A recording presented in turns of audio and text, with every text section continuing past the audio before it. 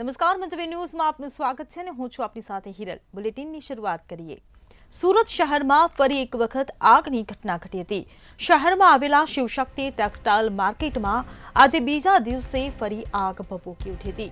ગઈકાલે પણ શિવશક્તિ માર્કેટમાં આગ લાગતા એક યુવકનું મોત થયું હતું।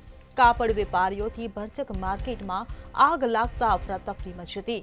આગ એટલી વિશાળ હતી કે ફાયર વિભાગ દ્વારા બ્રિગેડ કોલ જાહેર કરવામાં આવ્યો હતો। મેયર દક્ષેશ માવાણી અને મનપા કમિશનર શાલિની અગ્રવાલ પર સ્થળ પર આવી પરિસ્થિતિનો તાગ મેળવવામાં આવ્યો હતો। જ્યારે કાપડ માર્કેટમાં આગ લાગતા લાખો કરોડો રૂપિયાનું નુકસાન થયું હોવાનું અનુમાન વેપારીઓએ વ્યક્ત કર્યું છે। તો ટેક્સટાઇલ માર્કેટ બળીને ખાખ થઈ। આગની ઘટનામાં વેપારી દીઠ લાખોનું નુકસાન થવા પામ્યું છે।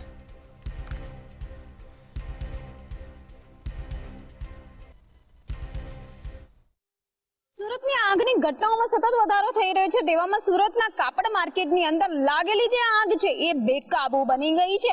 કલાકોથી એટલે કે સવારથી લાગેલી આગ જે છે શિવશક્તિ ટેક્સટાઇલ માર્કેટની હજી સુધી કાબુમાં નથી આવી રહી। એટલું જ નહીં, આગની ગંભીરતા જોઈને સુરત ફાયર વિભાગ દ્વારા બ્રિગેડ કોલ જાહેર કરવામાં આવ્યો હતો। સુરત શહેરના તમામ ફાયર અધિકારી કર્મચારીઓ સહિત ફાયરનો જે કાફલો કહી શકાય કે તમામ ફાયરની ગાડીઓ ત્યાં સ્થળ પર પહોંચી ગઈ હતી, છતાં પણ આગ પર હજી સુધી કાબુ નથી મેળવવામાં આવ્યો। આગ હજી સુધી યથાવત જોવા મળી રહી છે, કારણ કે દુકાનો જે છે કાપડની, આ કાપડની દુકાનોમાં એક બાદ એક આગ પસરી રહી છે। ચોથા માળે આવેલી 50 થી વધુ દુકાનો હશે અને આખી જે માર્કેટ છે, માર્કેટમાં આવેલી 800 થી વધુ દુકાનો, કાપડની જે દુકાનો છે એ આગની ઝપેટમાં આવવાની ક્યાંક ને ક્યાંક ચિંતા વ્યક્ત કરવામાં આવી રહી છે। જો કે ફાયર દ્વારા જે બ્રિગેડ કોલ જાહેર કરવામાં આવ્યો, ત્યારબાદ ફાયરના જવાનો જે છે આગની કુલિંગની પ્રક્રિયા કહો કે આગ ઓલવવા કહો, તમામની પાછળ લાગી ગયા હતા, પરંતુ આગ પર કાબુ મેળવવા નથી આવ્યો। અને જ્યારે આગ લાગી, ગઈકાલની જો વાત કરીએ તો ગઈકાલે પણ એ જ માર્કેટની અંદર બેઝમેન્ટમાં શોર્ટ સર્કિટ થવાને કારણે આગ લાગી હતી અને ગુંગરામણને કારણે એક વ્યક્તિનું મોત પણ સામે આવ્યું હતું, જેને લઈ આજે બીજે દિવસે ફરી આગ લાગતા કાપડ વેપારીઓએ રોવાનો વારો આવ્યો હતો। અનેક કાપડ વેપારીઓ રડતા નજર આવ્યા હતા। તો ડ્રોન કેમેરાથી પણ કાપડ માર્કેટના ઉપરનો જે દ્રશ્ય છે એને કેદ કરવામાં આવ્યા હતા। એટલું જ નહીં, સુરત મહાનગરપાલિકા મેયર દક્ષેશ માવાણી પરિસ્થિતિનો ત્યાગ મેળવવા ફાયરના જવાનોને ત્યાં કામગીરી કઈ રીતે થઈ રહી છે, કાપડ વેપારીઓનું નુકસાન કઈ રીતે બચાવી શકાય, તમામ માટે ત્યાં પહોંચી તો ગયા હતા, પરંતુ ક્યાંક ને ક્યાંક કાપડ વેપારીઓ પણ ત્યાં ફરિયાદ કરી રહ્યા હતા કે ગઈકાલે સાંજે લાગેલી આગને કારણે આગ ગઈકાલે સાંજે કાબુમાં આવી ગઈ, છતાં કાપડ વેપારીઓને અંદર જવા દેવામાં નહીં આવ્યું, જેને કારણે માલ સામાન ત્યાં જ રહી ગયો। પરંતુ આજે સવારે બીજા દિવસે ફરી આગ લાગી અને લાખો કરોડોનો માલ સામાન જે ગઈકાલે હટાવવા નથી દેવાયો તે ત્યાં ને ત્યાં જ રહી ગયો। વેપારીઓમાં ભારે રોષ પણ જોવા મળી રહ્યો હતો, કારણ કે આગ લાગવાને લઈને હજારો કરોડો તો કહો નુકસાન જે થવા પામ્યું છે, સાથે સાથે જે ઉઘરાણીના ચોપડા હોય છે એ અહીંયા રહી ગયા હતા, કેશ જે વેપારીઓ ત્યાં મૂકી છે એ રહી ગયા હતા, અને આની સાથે ફાયરના જે સાધનો છે એ કામ નહીં કરતા હોવાનું વેપારીઓએ જણાવ્યું હતું। જો કે સુરત મહાનગરપાલિકા કમિશનર શાલિની અગ્રવાલ પણ આ સ્થળ પર પરિસ્થિતિનો ત્યાગ મેળવવા માટે પહોંચ્યા હતા અને ત્યારબાદ વેપારીઓ જોડે, ફાયરના અધિકારીઓ જોડે વાત કરીને ફાયર બ્રિગેડને ત્યાં ખડે પગ રહી આગ પર કાબુ મેળવવાનો પ્રયાસ કરવા માટે કહેવામાં આવ્યું હતું। એટલું જ નહીં, આગ હજી સુધી બેકાબુ બની છે। આગ પર કાબુ મેળવવા માટે તનતોડ મહેનત ફાયરના જવાનો દ્વારા કરવામાં આવી રહ્યો છે, પરંતુ લાખો કરોડોનું જે નુકસાન છે કાપડ વેપારીઓનું એ હજી સુધી અંદાજ બહાર આવ્યો નથી। રમઝાન, એના પછીના અનેક જે ઈદનો તહેવાર, અન્ય જે તહેવારો છે, આ તમામ તહેવારો સિઝનને લઈને ત્યાં માલનો જથ્થો, કાપડનો જથ્થો, ડ્રેસ મટીરિયલ, સાડી તમામ મૂકવામાં આવ્યા હતા। હવે જ્યાં સુધી આગ કાબુમાં નહીં આવશે, કેટલાનું નુકસાન છે અને કેટલી દુકાનો બચી છે, કેટલી બળીને ખાખ થઈ ગઈ છે, કારણ કે આગના ગોટે ગોટા દૂર દૂર સુધી જોવા મળી રહ્યા હતા।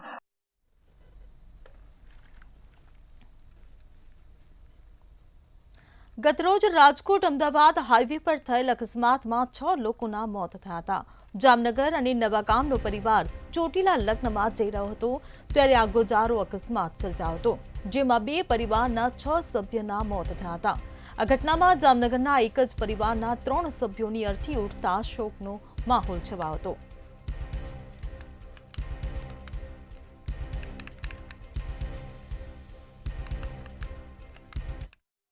ચોક્કસ વાત કરવામાં જામનગર શહેરના આજે ગઈકાલના સમય દરમિયાન જે જામનગરના 3 લોકો હતા અને તેમના સગા સંબંધીઓના ઘરેથી આજે રાજકોટથી જે સગા સંબંધીના ઘરેથી જે લગ્ન પ્રસંગ માટે નીકળ્યા હતા ચોટીલા, પરંતુ ક્યાંક ને ક્યાંક જે ગમખમાર અકસ્માત સર્જાતા હોય છે, જેમાં ગઈકાલના રોજે જામનગરના 3 લોકો અને જે રાજકોટના 3 લોકો છે સગા સંબંધીઓ દ્વારા જે લગ્ન પ્રસંગમાં ચોટીલા જતી વેળાએ જે માણિયાસર પાસે રાજકોટ ચોટીલા અમદાવાદ જે હાઈવે છે ત્યાં અકસ્માત સર્જાયો છે. ગમખોર અકસ્માત સર્જાતા ઘટના સ્થળે 6 લોકોના મોત નીપજ્યા છે, જેમાં 3 જે વ્યક્તિ છે તે જામનગરના ગુલાબનગરના રહેવાસી છે અને બીજા વ્યક્તિ છે જે રાજકોટના રહેવાસી છે. અને હાલ જે ઘટના સ્થળે રિક્ષા અને ટ્રક વચ્ચે જે ગમખમાર અકસ્માત સર્જાયો, જેમાં જામનગરના 3 લોકોના જે મોત થયા હતા. આજ વહેલી સવારે જામનગરના જે રહેવાસી છે તે ગુલાબનગર ખાતેથી તેમની જે શમશાન યાત્રા નીકળી હતી. એકી સાથે જે પરિવારની જે 3 શમશાન યાત્રા નીકળતા જે પરિવારમાં માતમ છવાયો છે. અને હાલ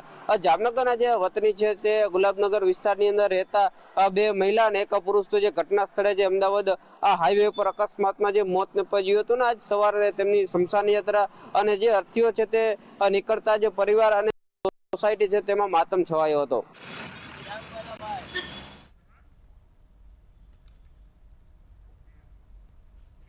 વડોદરામાં દુષ્કર્મ પીડિતાનો ફાંસી ખાઈ આપઘાત કર્યો હોવાનું સામે આવ્યું છે. ત્યારે આંબાવાડીમાં રહેતા આદિવાસી પરિવારની દુષ્કર્મ પીડિત સગીરાએ આંબાના ઝાડ પર પ્લાસ્ટિકની દોરીથી ફાંસો ખાઈ જીવન ટૂંકાવી લેતા સનસનાટી મચી ગઈ છે. આરોપી પિતરાય ભાઈની હવસનો ભોગ બનેલી સગીરાએ 19 ફેબ્રુઆરીના રોજ કોર્ટમાં જુબાની આપવા ગઈ હતી. ત્યાર પછીથી તે ડિપ્રેશનમાં રહેતી હતી. આરોપીના પરિવારજનો દીકરીને કેસ પરત ખેંચી લેવા માટે ધમકી આપતા હતા. પિતાએ કહ્યું કે આજે અમારા વતનમાં મેં મારા હાથે દીકરીના અંતિમ સંસ્કાર કર્યા છે. હવે દીકરીને ન્યાય મળે તેની રાહ જોવાની છે.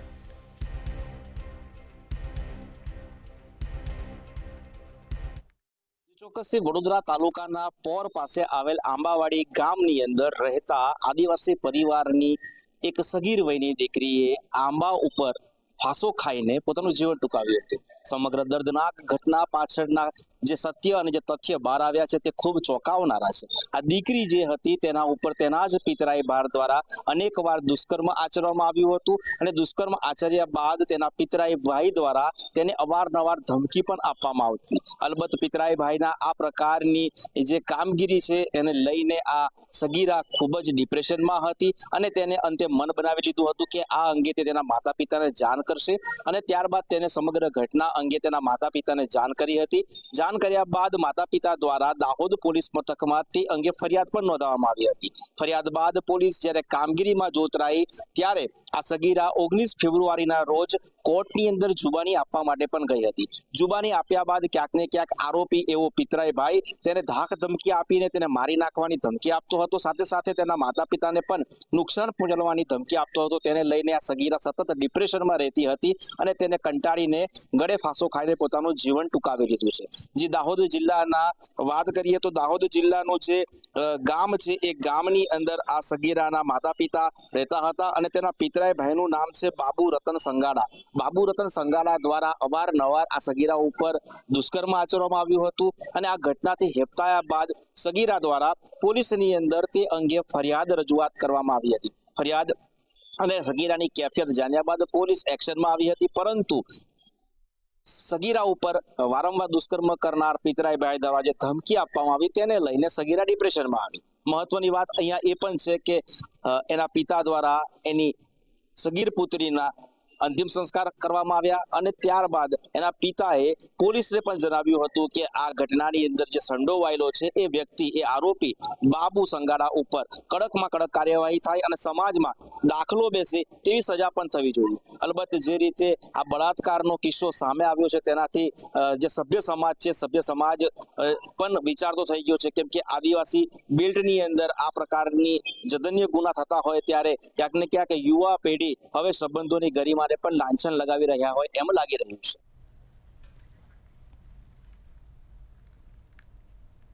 ગુજરાતમાં ઠેર ઠેર ભેળસેળનો કારોબાર ચાલી રહ્યો છે, ત્યારે ખોરાક અને ઔષધ નિયમન તંત્ર દ્વારા દરોડા પાડવામાં આવ્યા છે. ત્યારે ડીસાની શ્રી નવકાર ડેરી પ્રોડક્ટ્સમાંથી બનાવટી ઘીનો જથ્થો જપ્ત કરવામાં આવ્યો હતો. પેઢીમાં રાત્રિ દરમિયાન નકલી ઘીનું ઉત્પાદન કરતા હતા. લોકોના હાથમાં પહોંચે તે પહેલા જ તંત્રએ પર્દાફાશ કર્યો.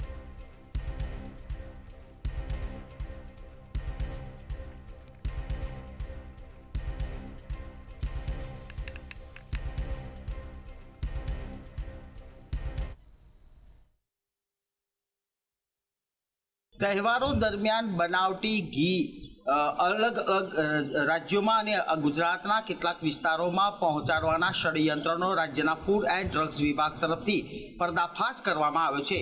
આ ઘટનાક્રમની અંદર જો જોવા જઈએ તો બનાસકાંઠાના ડીસા જીઆઈડીસીમાં નકલી ગાયનું ઘીનો જથ્થો જપ્ત કરવામાં આવ્યો છે. જો કે અત્યારે હાલ અલગ અલગ રીતે બનાવવામાં આવેલા ઘીના 11 નમૂના ફૂડ એન્ડ ડ્રગ્સ વિભાગ તરફથી લેવામાં આવ્યા છે અને 17.50 લાખ રૂપિયાનો ડુપ્લિકેટ ઘીનો જથ્થો જપ્ત કર્યો છે. આ બાબતે રાજ્યના food and drugs commissioner HG કોશિયાએ એવી હકીકતો બહાર આપી હતી કે લાયસન્સ રદ હોવા છતાંય ડુપ્લિકેટ ઘીનો કારોબાર બે રોકટોક ચાલતો હતો, જેની સરપ્રાઇઝ ચેકિંગમાં આ સમગ્ર બાબતનો પર્દાફાશ કરવામાં આવ્યો છે. ખાસ કરીને જો જોવા જઈએ તો બનાસકાંઠાના ડીસાની જીઆઈડીસીમાં આ ડુપ્લિકેટ ઘી બનાવવાનું એક કૌભાંડ ઝડપી પાડવામાં આવ્યું છે અને આ જે ફેક્ટરી હતી જ્યાં ઘીનો જથ્થો બનાવવામાં આવતો હતો તેના સંચાલકની પણ ધરપકડ કરવામાં આવી છે. સંજય મૈસુરિયા નામના ઓનરની ધરપકડ કરી છે અને વધુ પૂછપરછ પણ કરી છે. જોકે નવાઈની બાબત એ છે કે અગાઉ પણ રાજ્યના ફૂડ એન્ડ ડ્રગ્સ વિભાગે આ કંપનીને પોતાનું લાયસન્સ રિન્યૂ કરવા આપ્યું હતું, પરંતુ દાયરામાં નહીં આવવાના કારણે અને આ રીતે જે નિયમો હતા તે નહીં પાળવાના કારણે તેનું લાયસન્સ રદ કરવામાં આવ્યું હતું. તેમ છતાંય ઘીનો કારોબાર ચાલતો હતો. કાળા કારોબારને પકડવા માટે સરપ્રાઇઝ ચેકિંગ કરવામાં આવ્યું હતું, જેની અંદર ડુપ્લિકેટ ઘીનો જથ્થો ઝડપી પાડવામાં આવ્યો છે. રાજ્યના ફૂડ એન્ડ ડ્રગ્સ વિભાગ તરફથી જે દરોડો પાડવામાં આવ્યો તેની અંદર ખાસ જોવા જઈએ તો 11 જેટલા નમૂના પણ જપ્ત કરવામાં આવ્યા છે અને શ્રી નવકાર ડેરી પ્રોડક્ટ્સ નામની આ કંપનીની અંદર રેડ કરવામાં આવી હતી ને તેના સંચાલકની પણ ધરપકડ કરવામાં આવી છે અને વધુ પૂછપરછ કરવામાં આવી છે. જોકે આ લોકો રાત્રે આવું ડુપ્લિકેટ ઘી બનાવતા હોવાના પણ સામે આવ્યું છે. બનાવટી ગાયનું ઘીની અંદર અમુક પદાર્થો પણ ભેળસેળ કરવા હોતા હોવાનું પણ સામે આવ્યું છે. એટલે કે રાજ્યના ફૂડ એન્ડ ડ્રગ્સ વિભાગે ભેળસેળિયા વેપારીને પકડીને તમામ હકીકતો બહાર લાવવા પ્રયાસ કરી છે અને અત્યારે હાલ મોટા પ્રમાણમાં ગાયના ઘીનો જથ્થો જપ્ત કર્યો છે.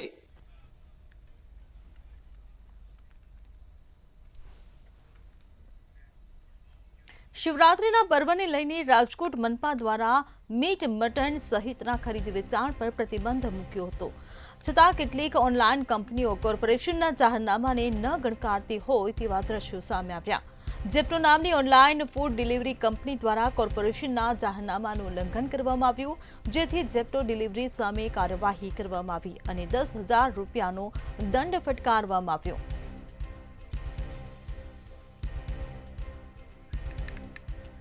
તો જેપ્ટો સામે કાર્યવાહી કરવામાં આવી છે. આરોગ્ય વિભાગ દ્વારા આ કાર્યવાહી કરવામાં આવી છે. 10,000નો દંડ ફટકારવામાં આવ્યો છે. તો જેપ્ટો દ્વારા જાહેરનામાનો ભંગ કરવામાં આવ્યો છે. શિવરાત્રી દરમિયાન મીટ મટનની ડિલિવરી પર પ્રતિબંધ મૂકવામાં આવ્યો હતો, તેમ છતાં તેની ડિલિવરી કરાતા આ દંડ કરવામાં આવ્યો છે. તો રાજકોટમાં મનપાના જાહેરનામાનો ભંગ જેપ્ટો દ્વારા કરવામાં આવ્યો છે, જેને લઈને આ કાર્યવાહી હાથ ધરવામાં આવી છે. શિવરાત્રીને લઈને મીટના ખરીદ વેચાણ પર પ્રતિબંધ મૂકવામાં આવ્યો હતો.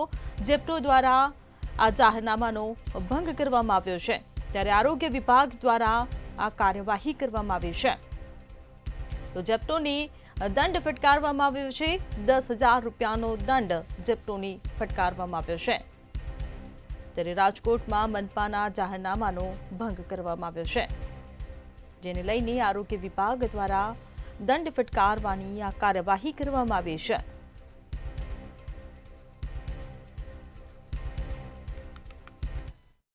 જેપ્ટો નામની ઓનલાઈન ફૂડ ડિલિવરી કંપની ઉપર આરએમસીના આરોગ્ય વિભાગ દ્વારા કાર્યવાહી કરવામાં આવી છે. મહત્વની બાબત એ છે કે રાજકોટમાં મહાનગરપાલિકા દ્વારા એક જાહેરનામું છે તે પાડવામાં આવ્યું હતું.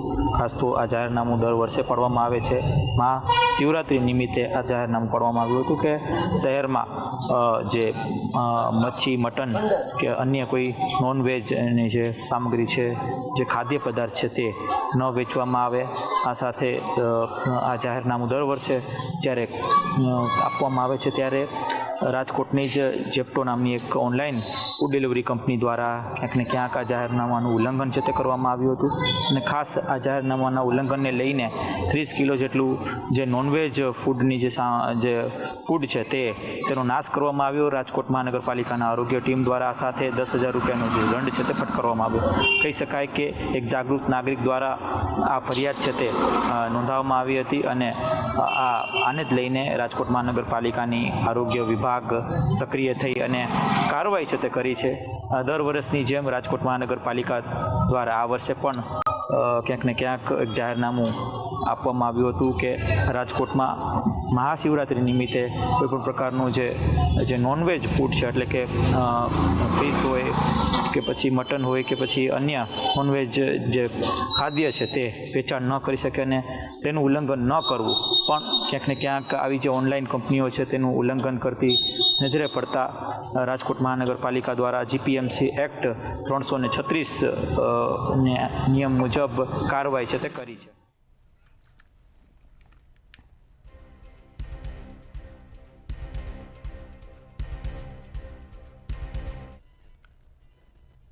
અમદાવાદમાં એએમટીએસ બસની છતોની કલર કરવાનું ટેન્ડર બહાર પાડવામાં આવ્યું છે. ત્યારે ગરમીથી રક્ષણ આપવા છત સફેદ કલર લગાવવામાં આવશે. ટેન્ડરમાં સફેદ કલર સહિતના ભાવપત્રક મંગાવવામાં આવ્યા છે. બસ ટર્મિનસ પર ગ્રીન નેટ બાંધવાના પણ ભાવ મંગાવવામાં આવ્યા છે. ત્યારે તંત્રના આ ગતકડાને લઈ અનેક સવાલો પણ ઊભા થઈ રહ્યા છે. તો બસની છતોની કલર કરવાનું ટેન્ડર બહાર પાડવામાં આવ્યું છે, જેને લઈને અનેકો સવાલો ઊભા થઈ રહ્યા છે. એમટીએસમાં ઠંડક માટે આ નવું ગતકડું બહાર પાડવામાં આવ્યું છે. ટેન્ડરમાં કલરોના ભાવપત્રક પણ મંગાવવામાં આવ્યા છે. ત્યારે બસની છતોને કલર કરવાનું ટેન્ડર બહાર પડાતા અનેકો સવાલ. ટેન્ડરમાં કલરોના ભાવપત્રક મંગાવવામાં આવ્યા છે. બસ ટર્મિનસ પર ગ્રીન નેટ બાંધવાના પણ આ સાથે ભાવ મંગાવાયા છે. તો તંત્રના આ ગતકડાને લઈને અનેકો સવાલો ઊભા થઈ રહ્યા છે. ત્યારે ગરમીથી રક્ષણ આપવા હવે એમટીએસ બસની છતને સફેદ કલર કરવામાં આવશે. અમદાવાદ મ્યુનિસિપલ કોર્પોરેશન તેના નવા ગતકડાને લઈને અને સાથે ખર્ચા કરવામાં ક્યાંક ને ક્યાંક પાછું ના પડતું તેવું લાગી રહ્યું છે. ઉનાળાની શરૂઆત થઈ ચૂકી છે. ગરમીથી બચવા માટે અને લોકોને ગરમીથી બચાવવા માટેનો એક નવતર પ્રયોગ જે છે તે કોર્પોરેશન દ્વારા કરવામાં આવ્યો છે. અમદાવાદ મ્યુનિસિપલ કોર્પોરેશનનું એમટીએસ વિભાગ દ્વારા એક નવું ગતકડું લાવવામાં આવ્યું છે અને તેનું ટેન્ડર પણ જાહેર કરી દેવામાં આવ્યું છે. અને ટેન્ડરની અંદર જે પ્રમાણે તેઓએ વિગતો માંગી છે કે બસની ઉપર સફેદ કલર કરવામાં આવશે. એટલે કે બસની અંદર જે મુસાફરો પ્રવાસ કરવાના છે તેઓને ગરમી ના લાગે અથવા બસ જે છે ઠંડી રહે તે માટેનો પ્રયોગ કરવામાં આવશે. સાથે જ એમટીએસના બસ સ્ટોપ જે આવેલા છે ત્યાં ગ્રીન નેટ લગાવવા માટે પણ ટેન્ડરની જાહેરાત કરવામાં આવી છે. એક પ્રકારે 15,000 કરોડ રૂપિયાનું જ્યારે બજેટ જાહેર કરી દેવામાં આવ્યું છે ત્યારે આવા ગતકડા કરીને કોર્પોરેશન છે તે લોકોના પ્રજાના ટેક્સના પૈસાનો વ્યય કરતું હોય તેવું લાગી રહ્યું છે. અને આ રીતના જે ટેન્ડર છે તેની પાછળ કોનું વધારે ભેજું દોડી રહ્યું છે અને આ પ્રમાણે બસની ઉપર કલર કરવાના આવા પેંતરા કોણ સલાહ આપી રહ્યું છે તે પણ એક ચર્ચાનો વિષય અમદાવાદવાસીઓ બની રહ્યો છે. જી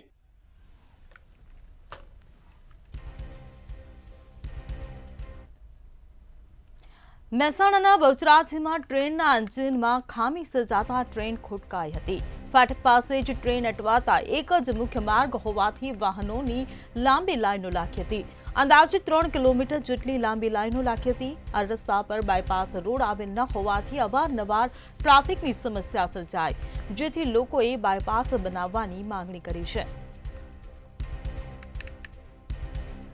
બાયપાસ બનાવવાની માંગ ઉઠી છે. એક જ મુખ્ય માર્ગ હોવાથી ટ્રાફિક જામ અવારનવાર સર્જાતો રહેશે. ત્યારે મહેસાણાના બહુચરાજીમાં ટ્રેન ખોટકાઈ હતી. ફાટક પાસે જ ઇલેક્ટ્રિક એન્જિનમાં ખામી સર્જાઈ હતી, જેના કારણે ટ્રેન ખોટવાઈ. તો એક જ મુખ્ય માર્ગ હોવાથી ટ્રાફિક જામની સમસ્યા સર્જાઈ હતી. તો અંદાજિત 3 કિલોમીટર લાંબો ટ્રાફિક જામ સર્જાયો હતો. ત્યારે બાયપાસ ન હોવાને કારણે અવારનવાર આ ટ્રાફિક જામની સમસ્યા સર્જાતી હોય છે. ત્યારે બાયપાસ રોડ બનાવવા માટે સ્થાનિકો પણ હવે માંગ કરી રહ્યા છે. મહેસાણાના બહુચરાજીમાં ટ્રેનના એન્જિનમાં ખામી સર્જાતા ટ્રેન ખોટવાઈ હતી અને ઇલેક્ટ્રિક એન્જિનમાં જે કહેવાય કે ખામીને લઈને ટ્રેન ફાટક પાસે જ અટવાઈ હતી અને તેના કારણે ફાટક પાસે ટ્રેન અટવાતા વાહનોમાં લાંબી લાઈનો લાગી હતી અને બહુચરાજીથી વિરમગામ તરફ જવાનો મુખ્ય એક જ માર્ગ ગણાતો હોવાને લઈને વાહનોમાં લાંબી લાઈન જોવા મળી હતી અને અંદાજિત 3 કિલોમીટર જેટલી લાઈનો લાંબી લાગી હતી, કારણ કે ત્યાં આગળ ઓટો હબનું જે કહેવાય કે મારુતિનો મોટો હોવાના કારણે જે છે તેના કારણે ટ્રાફિકની સમસ્યા દિવસે ને દિવસે વધતી જાય છે અને તેના કારણે આજે જે કહેવાય કે ટ્રેન જે હતી બંધ થતા ત્યાં આગળ ટ્રાફિકની સમસ્યા બહુ મોટી થઈ હતી અને ભારે વાહનોને લઈને પણ અનેકવાર ટ્રાફિક જામના દ્રશ્યો સર્જાયા હતા પહેલા પણ અને બાયપાસ રોડ બનાવવા સ્થાનિકો ક્યારની પણ માંગ કરી રહ્યા છે, છતાં હજુ બાયપાસ રોડ બનતો નથી ને સ્થાનિક ધારાસભ્ય દ્વારા સુકાજી ઠાકોર દ્વારા પણ આ બાબતે બાયપાસ રોડને લઈને માંગણી કરવામાં આવી છે અને બાયપાસ રોડ બને તો ભારે વાહનોની અવર જવર બંધ થતા થાય તો ટ્રાફિકની સમસ્યા દૂર થઈ શકે છે હાલમાં તો. જી.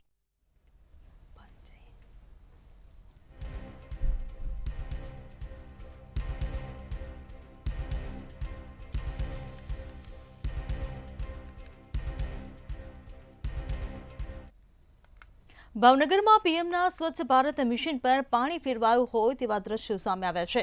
શહેરમાં સ્વચ્છતાનો અભાવ જોવા મળ્યો છે, ત્યારે વિરોધ પક્ષ પણ શહેરની સફાઈના મુદ્દે મૌન પાડતું હોય તેવું લાગી રહ્યું છે. ખુદ વિપક્ષી નેતાના ઘર પાસે જ છેલ્લા 4 દિવસથી સફાઈ કરવામાં નથી આવી, ત્યારે આ ઘટનાને લઈને લોકોમાં ભારે રોષ જોવા મળ્યો છે.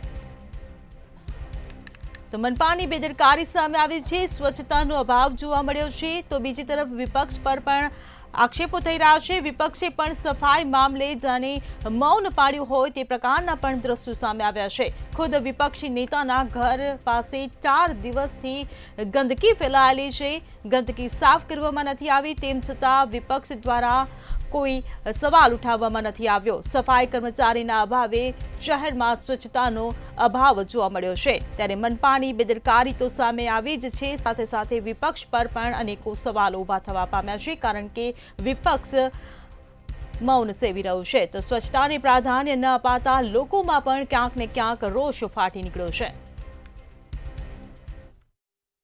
જે ચોક્કસ દેશના વડાપ્રધાન એક તરફ સ્વચ્છ ભારતનું મિશન ચલાવી રહ્યા છે અને ભારતના કોનાને સ્વચ્છ બનાવવા માટે કરોડો અબજો રૂપિયાની ગ્રાન્ટો પણ આપી રહ્યા છે, ત્યારે ભાવનગર મહાનગરપાલિકા પણ સ્વચ્છ ભાવનગર બનાવવા માટે અનેક પ્રોજેક્ટ, અનેક કામગીરી કરી રહી છે, કરોડો લાખો રૂપિયા ખર્ચી રહી છે, પરંતુ સ્વચ્છ ભારતની પાછળ માત્ર દેખાવના પૈસા થતા ખર્ચતા હોય તેવા દ્રશ્ય સામે આવ્યા છે. જે વિસ્તાર કહીએ કે જે વિસ્તારની અંદર 4 દિવસથી સફાઈ કર્મચારી રજા ઉપર હોય અને 4 દિવસથી આ વિસ્તારમાં સફાઈ નથી થતી. જોકે એક વિસ્તાર નથી, ભાવનગર શહેરમાં અનેક જગ્યા એવી છે જ્યાં કોઈ પણ સફાઈ કર્મચારી રજા ઉપર હોય ત્યારે ત્યાં આગળ સફાઈ નથી થતી. પરંતુ આનંદનગર વિસ્તારની વાત કરીએ તો આનંદનગર વિસ્તારમાં આ પહેલી ઘટના નથી. અગાઉ પણ આનંદનગર વિસ્તારની અંદર સફાઈને લઈને સવાલો ઉઠ્યા છે. ખાસ કરીને વાત કરીએ તો હાલના જે મહાનગરપાલિકાના વિરોધ પક્ષના નેતા છે જીતુ સોલંકી, તેમના જ ઘર પાસેની આ દ્રશ્ય છે. તેમના ઘર પાસેનો જે આ બીટનો રસ્તો છે, 4 દિવસથી સફાઈ કર્મચારી આ જગ્યાએ આવ્યા જ નથી અને 4 દિવસથી આ જે જગ્યા છે તે કચરાથી કહી શકાય કે અસ્વચ્છ આખો ઊભો થયો છે. પરંતુ જે રીતના એસઆઈની અનાવડત કરીએ તો કહી શકાય, કારણ કે એસઆઈ દ્વારા જે રીતના કામગીરી લેવામાં આવી રહી છે ત્યારે કહી શકાય કે એસઆઈની પાસે અનાવડત હોય. એક જ રસ્તો છે, એક જ મુખ્ય માર્ગ છે, પણ અડધા માર્ગની અંદર સફાઈ થઈ રહી છે, અડધો માર્ગ છે તે અસ્વચ્છ છે. ત્યારે કહી શકાય કે જે સફાઈ કરેલો રસ્તો છે ત્યાં આગળ જે અસ્વચ્છ રસ્તો છે તેનો કચરો પણ ઉડીને જવાથી આખો રસ્તો છે તે અસ્વચ્છ બને છે. બીજી તરફ વાત કરીએ તો આ જે વિસ્તાર છે ત્યાં આગળ ખુદ વિરોધ પક્ષના નેતા જીતુ સોલંકીનું પણ ઘર આવેલું છે. તેમ છતાં પણ આ જે જગ્યા છે ત્યાં આગળ સફાઈ કર્મચારી સફાઈ નથી કરી રહ્યા. સોલિડ વેસ્ટ વિભાગ અગાઉ પણ ભાવનગર સ્વચ્છના અનેક કાર્યક્રમો આપ્યા છે. ભાવનગર સ્ટેન્ડિંગ કમિટીના ચેરમેન પણ સ્વચ્છતાને લઈને ઝુંબેશો ચલાવી રહ્યા છે. દેશના વડાપ્રધાન પણ સ્વચ્છ ભારતનું અભિયાન ચલાવી રહ્યા છે. તેની વચ્ચે આ જે દ્રશ્ય સામે આવ્યા છે તે ખૂબ જ કહી શકાય કે દયનીય છે, કારણ કે સ્વચ્છ ભાવનગર અને સ્વચ્છ ભારતનું મિશન ઉપર પાણી ફરતું હોય તેવા દ્રશ્ય સામે આવ્યા છે. પરંતુ જોવાનું રહ્યું કે શાસક પક્ષ હવે શું પગલાં લેશે અને વિરોધ પક્ષ જો મૌન પાળીને બેઠું છે તે હવે આને લઈને કોઈ પણ જાતનું વિરોધ કરશે કે નહીં.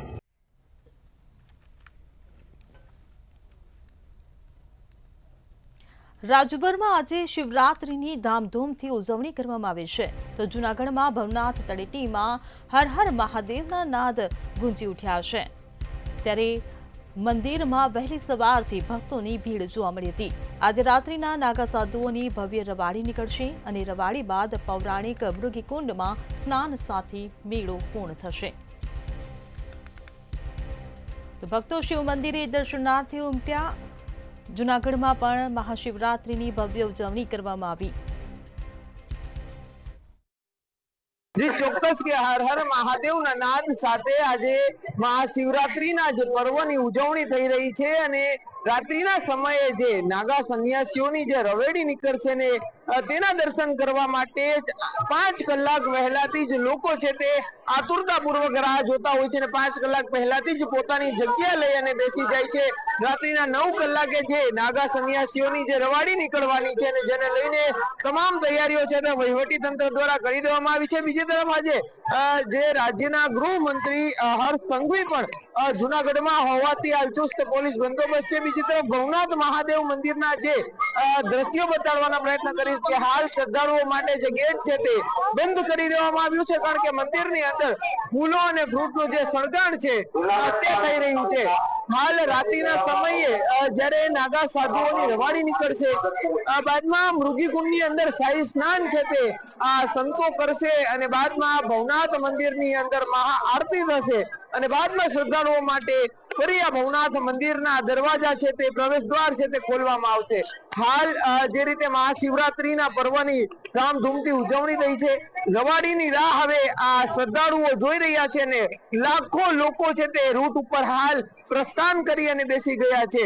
જ્યારે માન્યતા એવી પણ છે કે શિવરાત્રીની મધ્યરાત્રિએ જ્યારે રવાડી નીકળે છે ત્યારે સાથ સાથ શંકર ભગવાન પણ ક્યાંક દર્શન દેતા હોવાની પણ એક માન્યતા સેવાઈ રહી છે.